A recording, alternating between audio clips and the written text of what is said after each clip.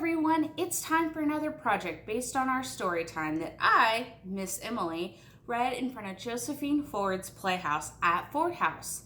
This week I read the book Up in the Garden, Down in the Dirt, and we learned what goes into making a perfect garden, both the people making the garden and the critters and bugs that live below that help fertilize the garden. Because of this, and because of all of the wonderful gardens we have at Ford House, I have decided that our project is going to be adding some more color to your yard and your garden. The way we're going to do that is by making seed bombs. Now, seed bombs are little balls of some kind of organic material with seeds in there, and they work together to fertilize the seeds, and the seeds grow, and you have all these wonderful flowers all over wherever you threw your seed bomb.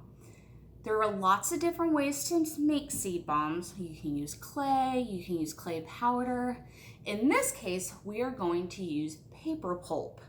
We're gonna start with some construction paper. And what you're gonna do with the construction paper is you're gonna cut it into 1-inch squares, just like I've already done here. And as I always say in my videos, it doesn't have to be perfect. So just eyeball, rough amount of 1-inch squares. I got about 3 seed bombs from 1 sheet of paper. So I would suggest having a few different colors of paper, cut them all up and put them each in their own bowl, or in this case, I have it in a big mug. Fill it up with water just till the paper is covered and let it sit for 20 minutes. In addition to this paper, you're going to need some seeds. And be sure to keep the envelopes that the seeds come in, because they have instructions on the back that will help you decide where best to put your seed bomb. You'll also need a tray. I just have a small cookie sheet, and you'll want to put wax paper or parchment paper on it. And you're going to need a food processor or a blender to help make the paper pulp that'll make our seed bomb. So go ahead and get your paper soaking for 20 minutes. And then once it's done, we'll have the next round of steps ready for you. Okay, get to cutting.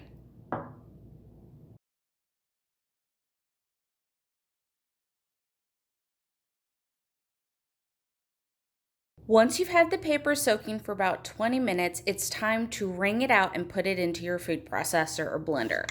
So I'm going to move 2 of these colors to the side and just focus on the blue for a moment. You're going to, this is the bolt for my food processor.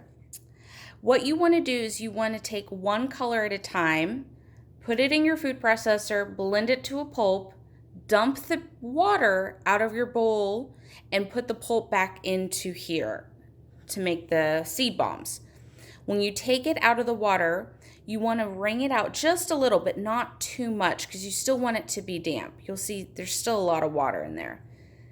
And from experience, I found that it's best to keep them kind of wadded up a little into kind of little balls, because otherwise the food processor doesn't catch it. So again, just a little bit of the water, but not too much. And like the soaking, you do want to continue to keep the colors separated. We can mix them when we make the actual seed bomb. So I'm going to go blend my blue, then I'll blend my green, then I'll blend my pink, and we'll come back together to make the seed bomb.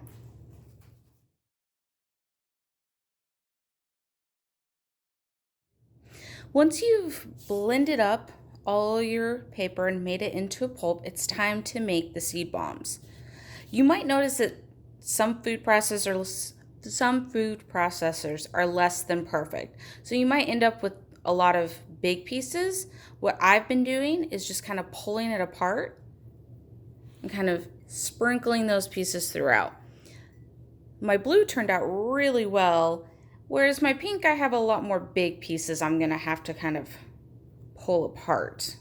It might have just been that I had it in the water for a smidgen bit too long, or maybe I just kept too much water in it. But I think I can still make it work. To make your seed bombs, you still need the paper to be slightly wet, so you'll notice that kind of still damp. But just in case if yours are too dry, have some water standing by and just maybe a little measuring spoon to help add a little water if you think you need it. I don't think I do, but it's there if I do. So, I've got some seeds, and I'm just going to put some in each bowl. And it's okay if you mix the seeds up. It's kind of fun that way. My seeds are a little on the big side, but you can do any... Uh-oh, all my sweet peas went into 2 colors.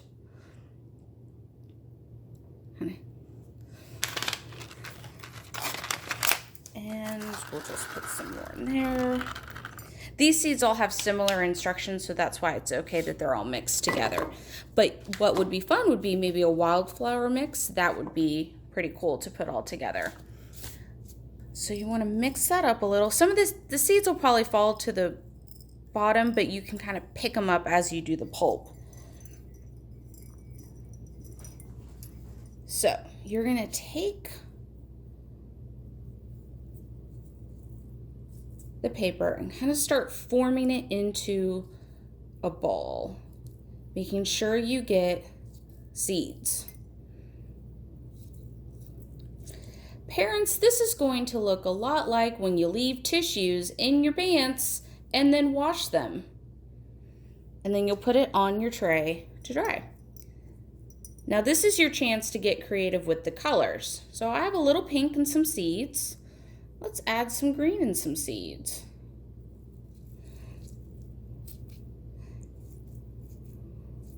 Just like that.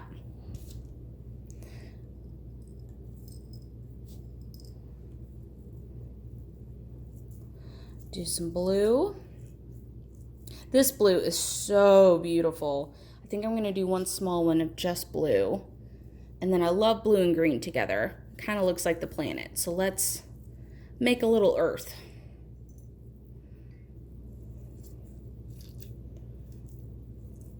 And you see how much water is still in these, and that's good. That helps them to dry, like completely together.